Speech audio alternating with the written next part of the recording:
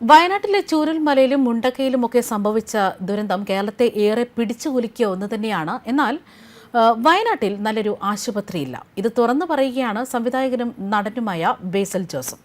വയനാടിനെ ആരും പരിഗണിക്കുന്നില്ല എന്നും നല്ലൊരു ആശുപത്രി പോലും വയനാട്ടിലില്ല എന്നും ചൂണ്ടിക്കാണിക്കുകയാണ് അതേ നാട്ടുകാരനും വയനാടുകാരനും കൂടിയായ ബേസിൽ ജോസഫ്. എല്ലാവർക്കും ടൂർ വരാൻ മാത്രമുള്ള ഒരു സ്ഥലമായി തന്നെ വയനാട് മാറിയിരിക്കുകയാണ്. എന്നാൽ വയനാടിന് യാതൊരുവിധ പരിഗണനയും ലഭിക്കുന്നില്ല എന്ന് തന്നെയാണ് അദ്ദേഹം പ്രതികരിക്കുന്നത്.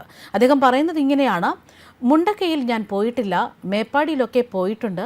ഞാൻ പഠിച്ച സ്കൂൾ കൽപ്പറ്റയിലാണ്. അത് മേപ്പാടിക്ക് അടുത്താണ്. അവിടെ എൻ്റെ വളരെ ജൂനിയറായിട്ട് പഠിച്ച പെൺകുട്ടി മരിച്ചുപോയി. എനിക്ക് പരിചയമുള്ള ഒരാളല്ല. വയനാട്ടിൽ സംഭവിച്ചത് വലിയൊരു ദുരന്തമാണ്. കേരളം കണ്ടതിൽ വെച്ച് ഏറ്റവും വലിയ ദുരന്തം. വയനാട് നല്ലൊരു ആശുപത്രി വരണമെന്നുണ്ട്. എന്തെങ്കിലും അത്യാവശ്യ കാര്യങ്ങൾക്ക് പോകുന്നത് കോഴിക്കോട്ടേക്കാണ്.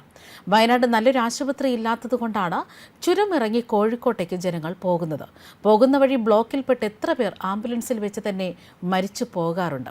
കുറഞ്ഞത് 3 മണിക്കൂർ എടുക്കും കോഴിക്കോട്ടേക്ക് എത്താൻ. വയനാട്ടിൽ നല്ലൊരു ആശുപത്രി വേണമെന്നുള്ളത് എത്രയോ നാളായിട്ടുള്ള ആവശ്യമാണ്. അതൊന്നും ആരും ശ്രദ്ധിക്കാറില്ല. എല്ലാവർക്കും ടൂർ വരാനുള്ള ഒരു സ്ഥലം മാത്രമാണ് വയനാട് എന്നാണ് ബേസിൽ ജോസഫ് പറയുന്നത്. അതേസമയം വയനാട്ടിലെ ചൂരൽമലയിലേതുപോലെ തന്നെ സമാനമായ ദുരന്തങ്ങൾ ഇനിയും ആവർത്തിക്കുമെന്ന് തന്നെ വ്യക്തമാക്കുകയാണ് വേൾഡ് വെതർ അട്രിബ്യൂഷൻ എന്ന കാലാവസ്ഥാ ഗവേഷകരുടെ സംഘടന. മണ്ണിടിച്ചൽ സാധ്യതയുള്ള സ്ഥലങ്ങളിൽ ഇവയെ പ്രതിരോധിക്കാൻ ആവശ്യമായ സാങ്കേതിക ഇടപെടൽ നടത്തേണ്ടതുണ്ട്. 1952നും 2018നും ഇടയിൽ വയനാട്ടിലെ വനം 62% കുറഞ്ഞതായിട്ടാണ് ഈ പഠനത്തിൽ ചൂണ്ടിക്കാണിക്കുന്നത്. ഇവിടെ പ്രവർത്തിക്കുന്ന പാറമടകളെ പറ്റിയും ഉൾപ്പെടെ വയനാടിനെ പറ്റി 29 പേജുള്ള സമഗ്ര ശാസ്ത്ര പഠന റിപ്പോർട്ടാണ് ഇപ്പോൾ സംഘടന പ്രസിദ്ധീകരിച്ചിരിക്കുന്നത്. കേരളത്തിലെ മലയോര പ്രദേശത്ത് ഉരുൾപൊട്ടൽ സാധ്യതയുടെ തോത് പഴയ രീതിയിലല്ല ഇനി അളക്കേണ്ടത്. മുന്നറിയിപ്പ് രക്ഷാ സംവിധാനങ്ങൾ ഇതനുസരിച്ച് ഏറെ മെച്ചപ്പെടണം. ഖനന നിർമ്മാണ വന നശീകരണ ജോലികൾ നിയന്ത്രിക്കണമെന്നും ലണ്ടനിലെ ഇംപീരിയൽ കോളേജ് ഗ്രന്ഥം ഇൻസ്റ്റിറ്റ്യൂട്ട് പരിസ്ഥിതി കാലാവസ്ഥാ മാറ്റ വിഭാഗം ഗവേഷക മലയാളിയുമായ മറിയം സക്കറിയ പറയുകയാണ്. കാലാവസ്ഥാ മാറ്റം ലോകത്തെ എങ്ങനെ മാറ്റിമറിക്കാൻ പോകുന്നു എന്നതിൻ്റെ നേർക്കാഴ്ചയാണ് വയനാട് ദുരന്തം. പെട്രോളിയം, കൽക്കരിയും ഉൾപ്പെടെയുള്ള കാർബൺ ഇന്ധനങ്ങളിൽ നിന്ന് പാരമ്പര്യേതര ഊർജ്ജ സ്രോതസ്സുകളിലേക്ക് മാറാൻ ലോകം വൈകരുതെന്ന് പറയുകയാണ്. ലോകമെങ്ങും വർദ്ധിക്കുന്ന കാർബൺ പുറന്തള്ളലിന്റെ ഫലമായി സമുദ്ര ഉപരിതലം അസാധാരണമായി ചൂടായി മേഘങ്ങൾ അമിതജലം കുടിച്ച് വീർത്ത് ജലബോംബുകളായി മാറുന്ന സ്ഥിതിയാണ്.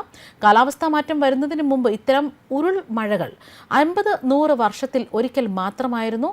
ആഗോളതാപനം ശരാശരി 1.3 ഡിഗ്രി സെൽഷ്യസ് മാത്രമാണ് ഇപ്പോൾ വർദ്ധിച്ചിരിക്കുന്നത്. ഇത് 2 ഡിഗ്രി ആകുന്നതോടെ വിനാശ മഴയുടെ സാധ്യത 10 നിന്ന് 14% ഉയരുമെന്നാണ് അറിയിക്കുന്നത്. മാത്രമല്ല, ആഗോളതാപന ഫലമായി കനത്ത മഴ വയനാടിന്റെ ഉരുൾപൊട്ടലിന്റെ തീവ്രത 10% വർദ്ധിപ്പിച്ചതായി കാലാവസ്ഥാ ഗവേഷകരുടെ രാജ്യാന്തര സംഘടനയുടെ പഠനം പറയുകയാണ്. മലയാളികൾ ഉൾപ്പെടെ ലോകത്തെ 24 പ്രമുഖ ശാസ്ത്രജ്ഞർ ഇക്കഴിഞ്ഞ ഒരാഴ്ച കൊണ്ട് നടത്തിയ പഠനത്തിലാണ് ഇങ്ങനെയൊന്ന് വിലയിരുത്തുന്നത്. വയനാട് ദുരന്തത്തെപ്പറ്റി പുറത്തുവരുന്ന ആദ്യ പഠനമാണിത്. അത്യുഷ്ണം മുതൽ അതിവർഷം വരെയുള്ള ലോകത്തെ തീവ്ര കാലാവസ്ഥയെപ്പറ്റി പഠനം നടത്തുന്ന സംഘടനയാണ് WWA. ദുരന്ത ദിവസങ്ങളിൽ വയനാട്ടിൽ പെയ്ത മഴയുടെ ഊർജ്ജ തീവ്രത താപന ഫലമായി 17% വർദ്ധിച്ചുവെന്ന് ലോകമെങ്ങും നിന്നുള്ള കാലാവസ്ഥാ വിവരങ്ങൾ തത്സമയം സമാഹരിക്കുന്ന സംഘടന കണ്ടെത്തി. ഏറ്റവും മണ്ണിടിച്ചൽ സാധ്യതയുള്ള ഒരു പ്രദേശത്ത് ഇത്രയും മഴ പെട്ടെന്ന് പെയ്തപ്പോൾ നേരത്തെ തന്നെ ജലപൂരിതമായി നിന്ന മണ്ണിന് പിടിച്ചു നിൽക്കാൻ കഴിഞ്ഞില്ല.